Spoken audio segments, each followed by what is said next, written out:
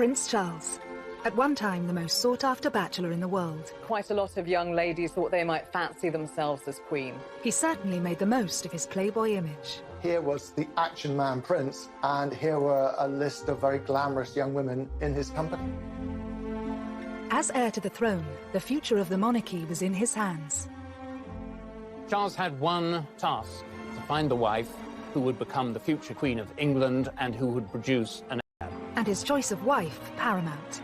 They didn't want any scandal, they didn't want any shame. But his journey has been far from smooth. He was regarded as being a bit of a liability because he was in and out of too many beds. Time was ticking, and the world was watching to see who he'd choose. From a romance with his future sister-in-law. I think Sarah would have been right up there as a possible bride.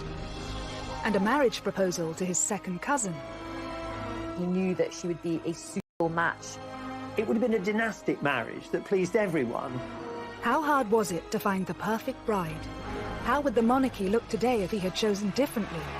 And what was it about these women that made them serious contenders? Heartache, infidelity, and romance. These are the women who could have been queen.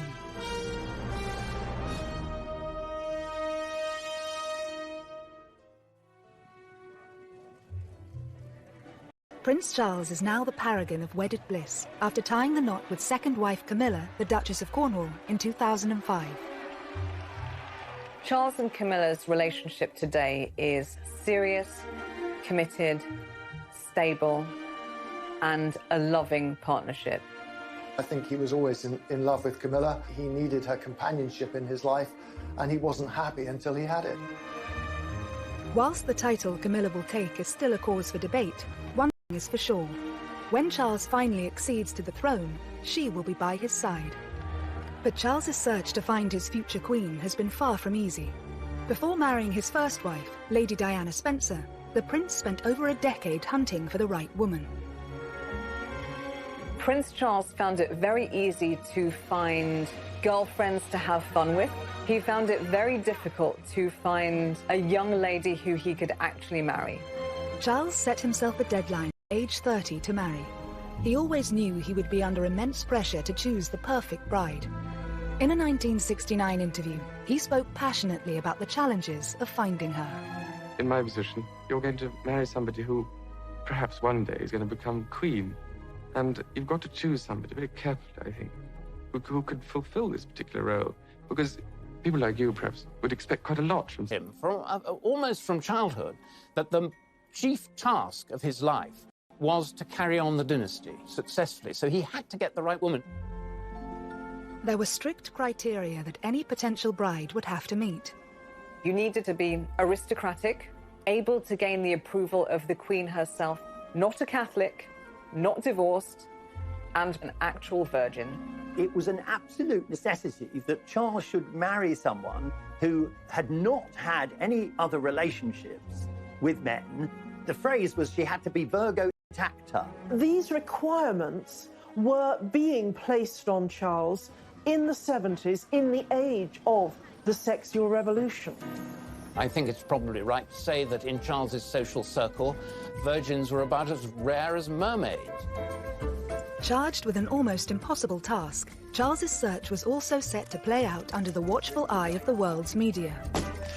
All he needed to do was walk across a polo lawn with a woman, and suddenly she was named in the press as his current girlfriend, future wife, future queen. Whilst dozens of women hit the headlines, who were the most notable to win Charles's affections, and which of them were closest to becoming queen consort? Rumoured first love Lucia Santa Cruz was introduced to the shy 20-year-old prince at Cambridge University by former politician and the master of Trinity College, R.A. Butler. Lucia was working for Rab Butler, helping him with his memoirs and his research. She was the daughter of the Chilean ambassador. I think Lucia was someone to whom anyone would be attracted. You know, beautiful brunette, I think quite petite, but an absolute, a brain. She was about 5 years older than Charles. She was very worldly. She spoke several languages. She had her own life. And according to everyone, Charles was immediately smitten. With this amazing young woman, Charles was said to have embarked on his very first love affair. it was a physical relationship because Rab Butler's wife has said rather oddly that Charles had been able to cut his teeth on Lucia, which is a horrible way of putting it. But I think basically what she was saying was that, you know, she was sexually experienced, and that was a good thing for Charles, who was a complete innocent.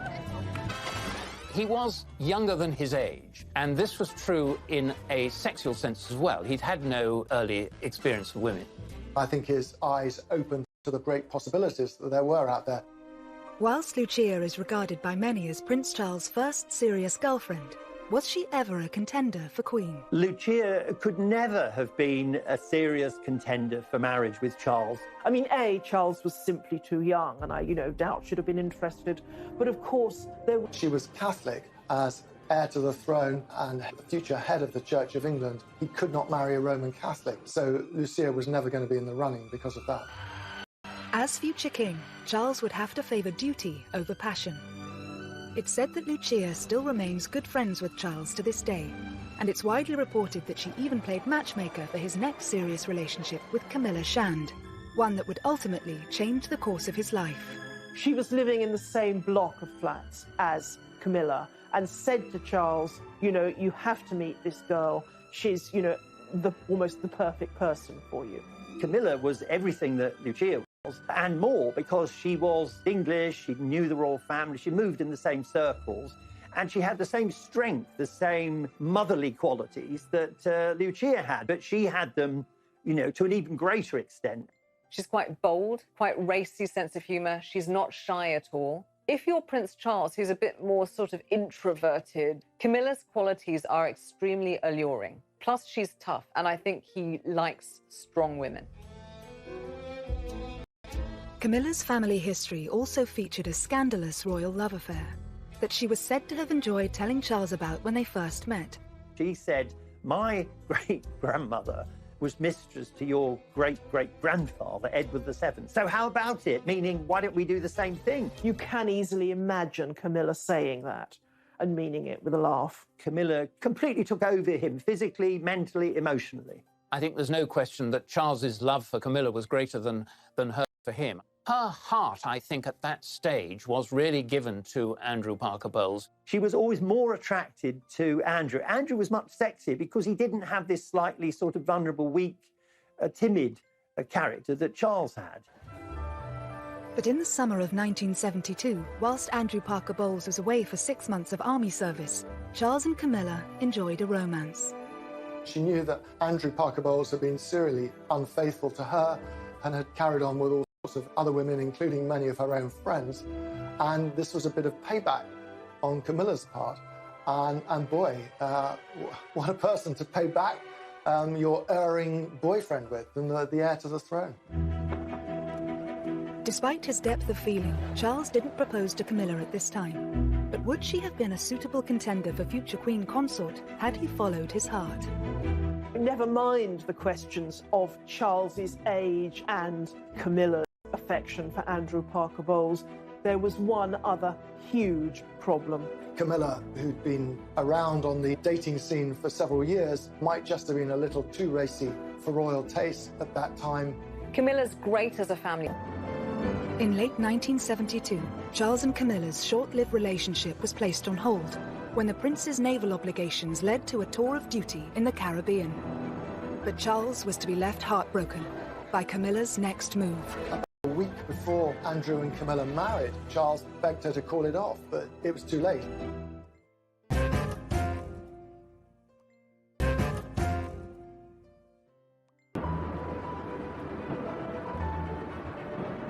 Whilst on a tour of duty in the Caribbean, Prince Charles learnt that Camilla Shand and Andrew Parker Bowles were engaged to be married.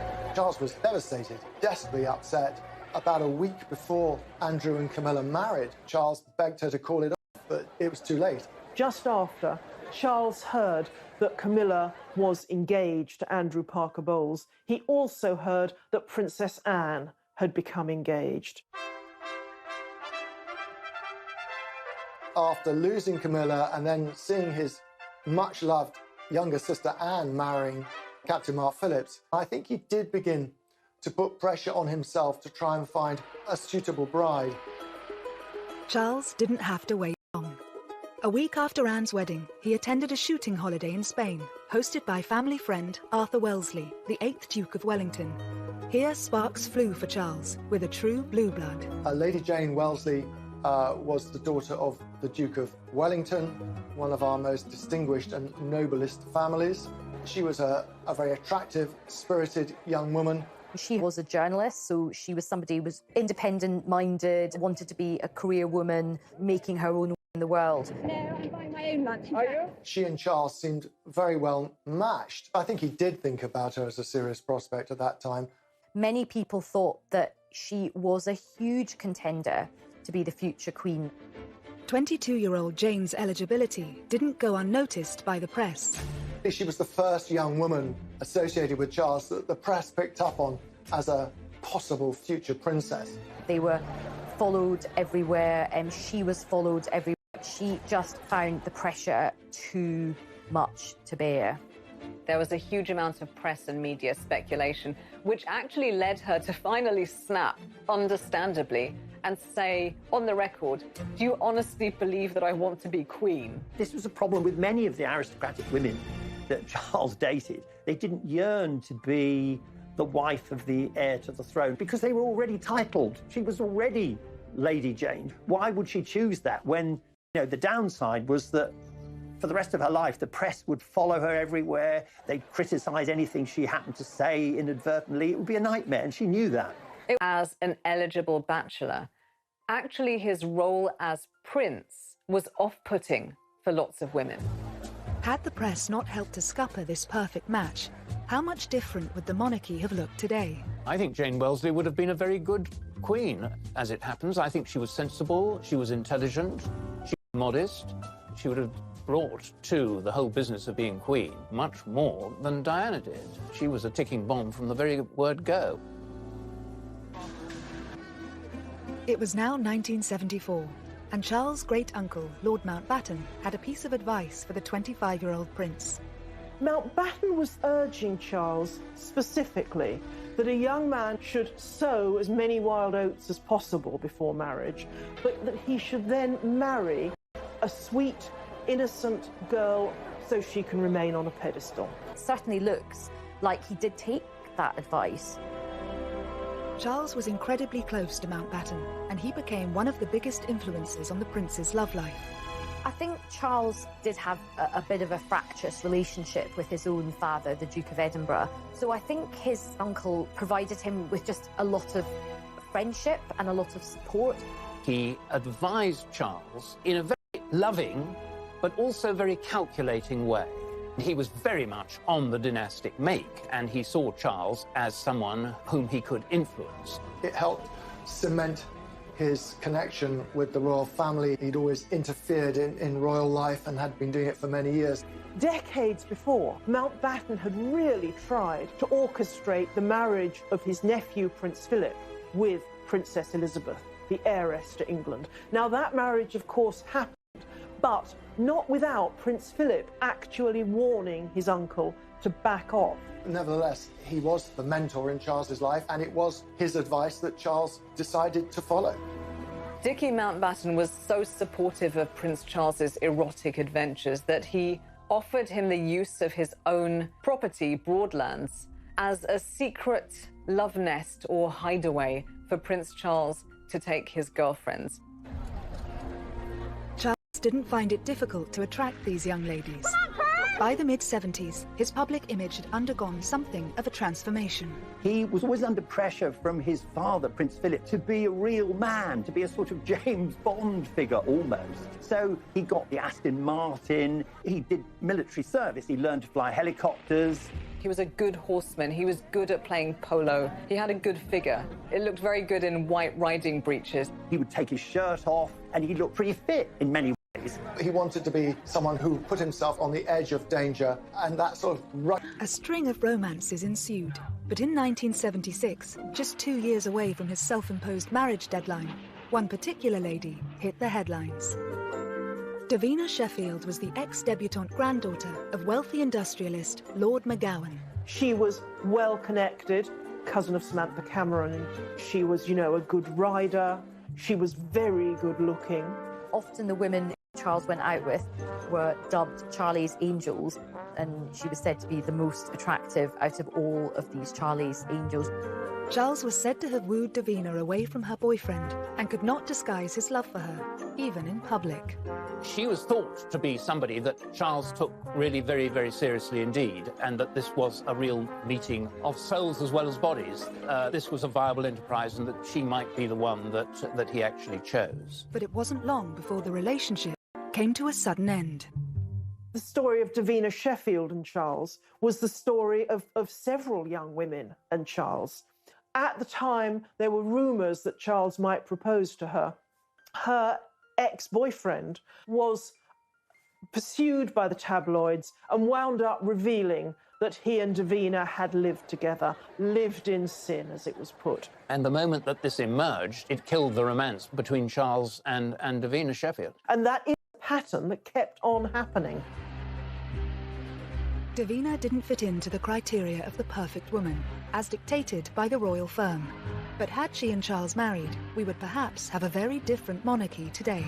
Davina Sheffield wasn't actually an aristocrat of the ancient blue-blooded type. She was descended from industrialists, so her wealth was relatively new money. If she'd married into the royal family, she would have brought in some of the freshness and entrepreneurialism that surrounds industrialism. She would be quite a breath of fresh air, much as Meghan was supposed to be when she married Harry. There's scope in the monarchy for blowing away some of the cobwebs. As his 29th birthday approached, Charles felt an increasing sense of urgency to get married, and his next significant relationship saw a return to a woman of breeding. Like Lady Jane before her, Lady Sarah Spencer hailed from elite aristocracy. The 22-year-old daughter of the 8th Earl Spencer, she was also Diana's older sister. Lady Sarah Spencer came from exactly the correct lineage to marry Prince Charles. Sarah, from an early age, had been brought up on the edge of the Sandringham estate. Even her grandmothers were ladies-in-waiting to the Queen Mother. And of course, the Spencers had been intertwined with the royal family forever. She and Charles met at one of the Queen's. Charles was rather taken with Sarah, with her reddish hair and her outgoing sense of humour, and they began dating. After Sarah earned an invitation to Balmoral at the end of the summer, she reciprocated by asking the 28-year-old prince to a shooting weekend at Althorpe, the Spencer estate in Northamptonshire.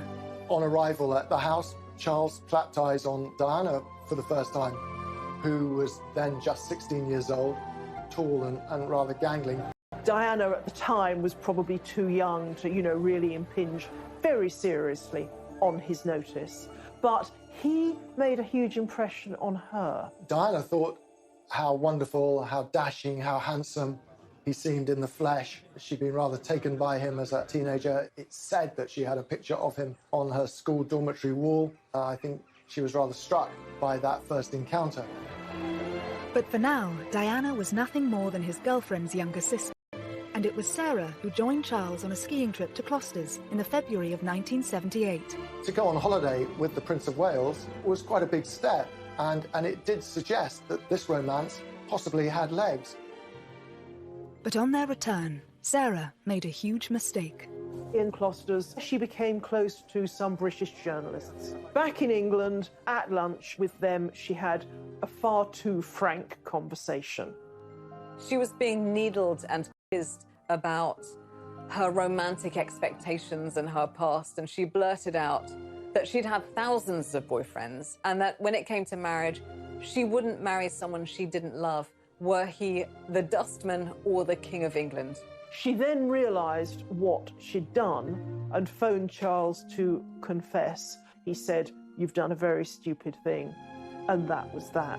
She was basically not just telling him that she didn't love him, she was telling the whole world that she didn't love him, even though he was the future King of England. So I think that was quite embarrassing for him. As far as Charles was concerned, for his girlfriends to talk to the press was just about the worst thing that they could possibly do. Lady Sarah would eventually watch her younger sister marry Charles. But how would she have fared in Diana's place? I think she'd have been a much better match for Charles, because Charles needed someone who's a bit stronger than Diana, and Sarah was that person. I like her honesty and her toughness. I wish that some of that boldness had transferred to Diana. Instead, Lady Sarah was happy to take the credit for Charles and Diana's union, calling herself Cupid. But it would be another 3 years before their relationship would begin. In the meantime, Charles would propose to 2 other women.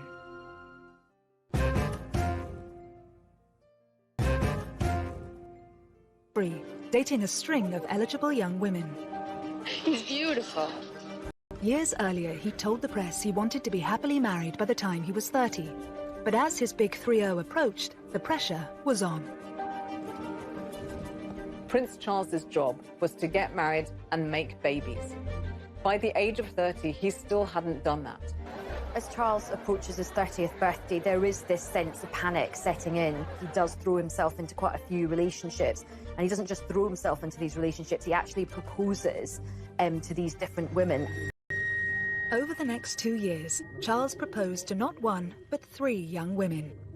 His next love interest, Amanda Knatchbull, seemed to tick all the boxes, and more importantly, had the approval of Charles's romantic mentor, his great-uncle, Lord Mountbatten.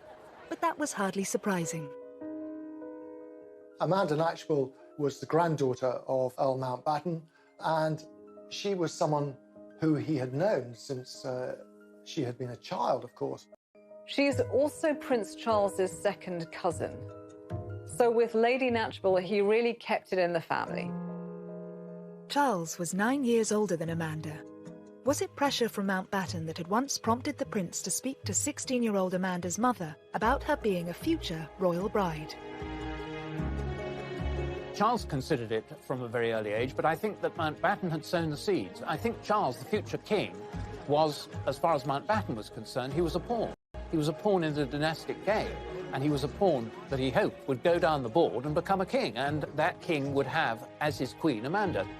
I find that the most interesting of the relationships, not because it was emotionally intense on either of their part, it wasn't, but because Charles seemed so ready, so willing to consider a very young teenager as a possible bride, just, because everyone told him he should do.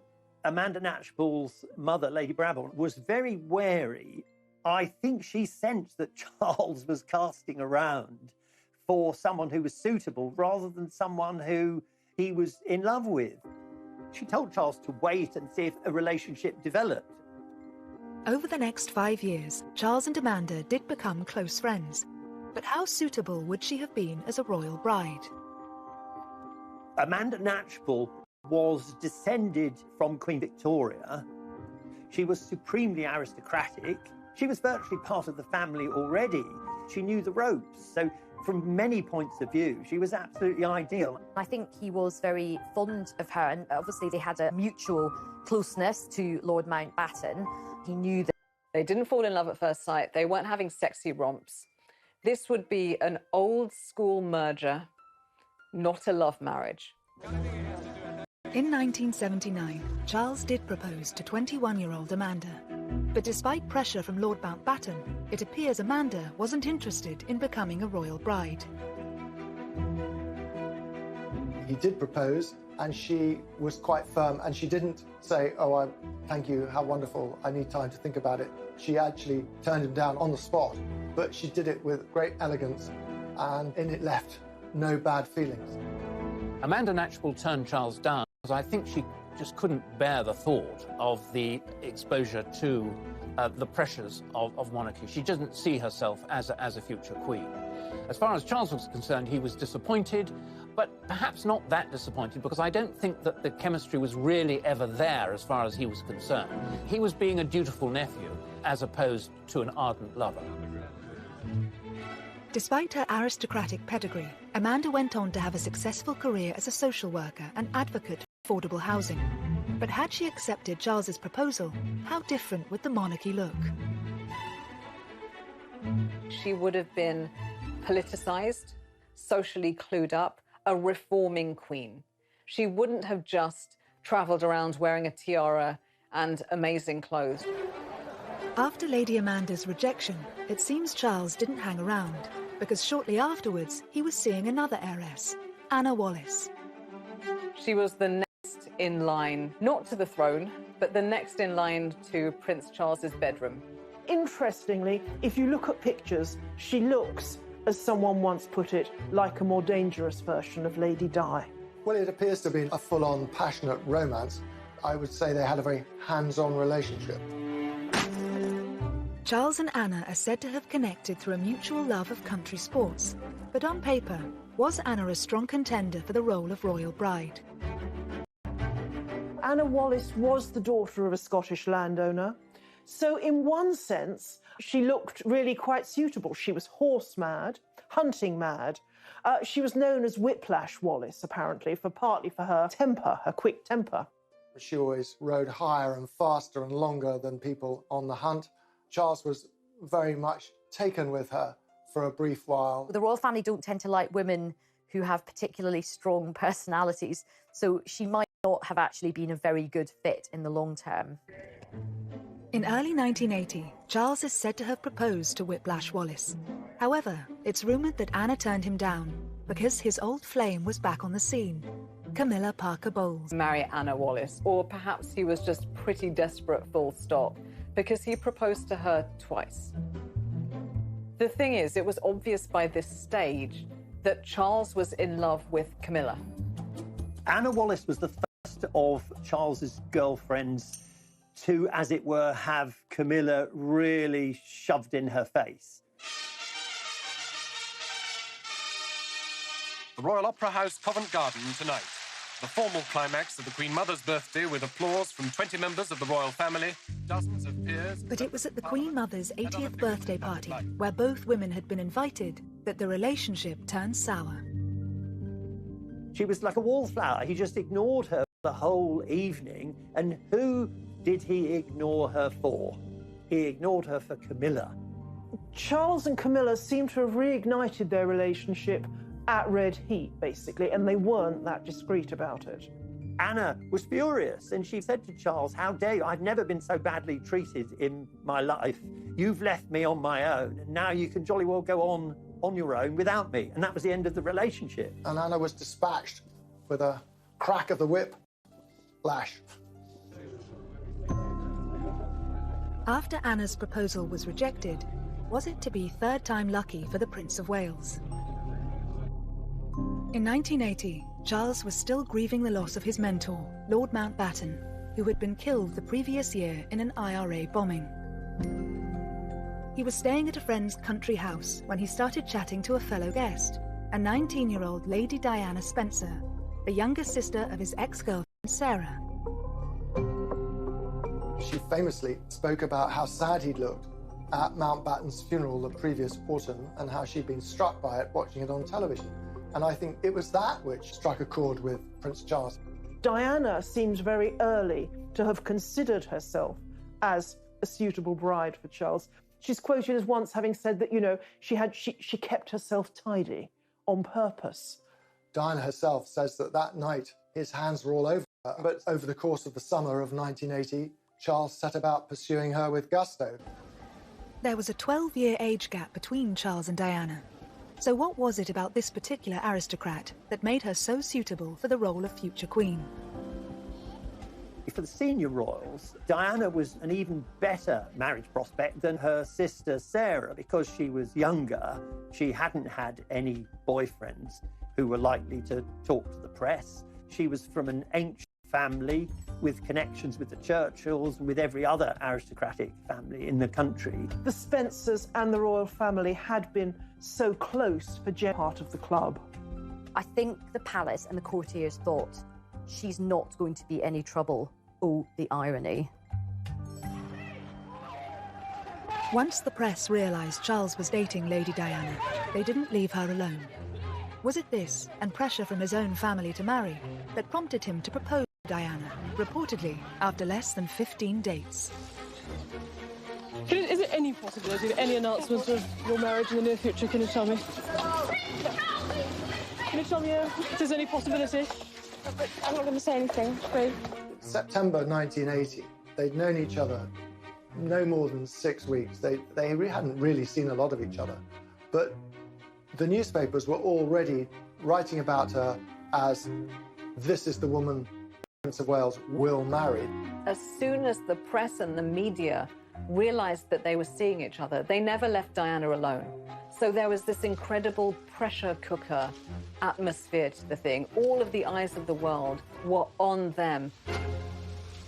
The amount of time they actually spent together from choice as two people getting to know each other and wanting to spend their lives together was absolutely minimal. Warning signs were there to see. On February the 24th, 1981, the Prince of Wales and Lady Diana Spencer officially announced their engagement. But 4 decades on, it's remembered for all the wrong reasons. And I suppose in love. Of course. Whatever in love means. I mean, that means no, by the way. It was such a badly phrased answer, and definitely at the wrong time. And it's sort of come back to haunt him, and it came back to haunt the pair of them for years and years. He was just trying to be clever. And of course, when you're trying to be clever to that extent, you turn out to be extremely stupid. And that's what he was. But if Charles was in love with anyone, was it with Camilla Parker Bowles?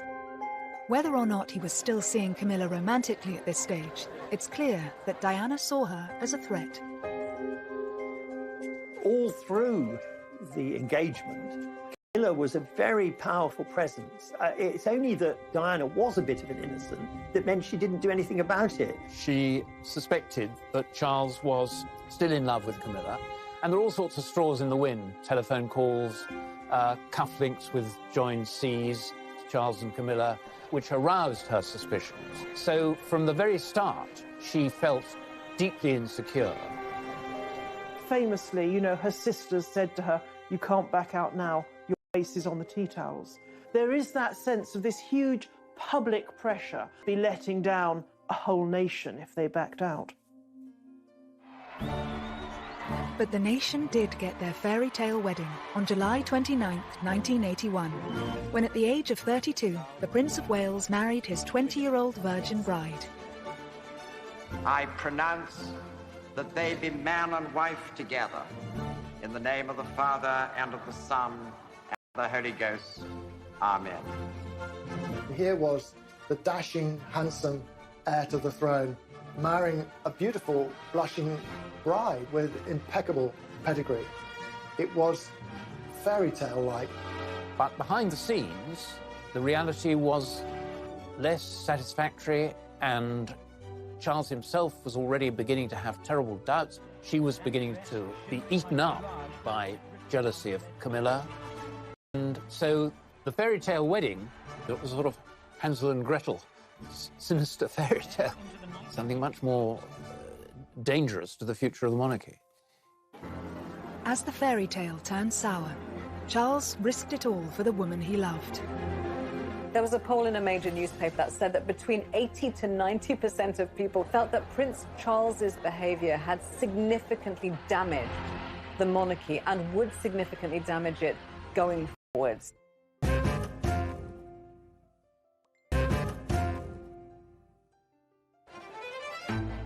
At the start of the 1980s, as far as the world was concerned, Prince Charles had got his fairy tale princess, his happy ever after. How are you enjoying married life? Highly recommend. And when William and then Harry came along, their happiness seemed complete. However, different. The woman that Charles ultimately married and found true, lasting, mature happiness and friendship with is exactly the type of person who, 3 decades earlier, he would have rejected immediately as queen. Charlie's angels, as they were called, I think they've been very important in making him realise that actually hunting for the perfect person is not a good idea, because if you're actually out there desperately looking, you make mistakes, you try too hard. And so I think he's learned that the grass is not always greener, and he was always better off with the first woman he loved anyway.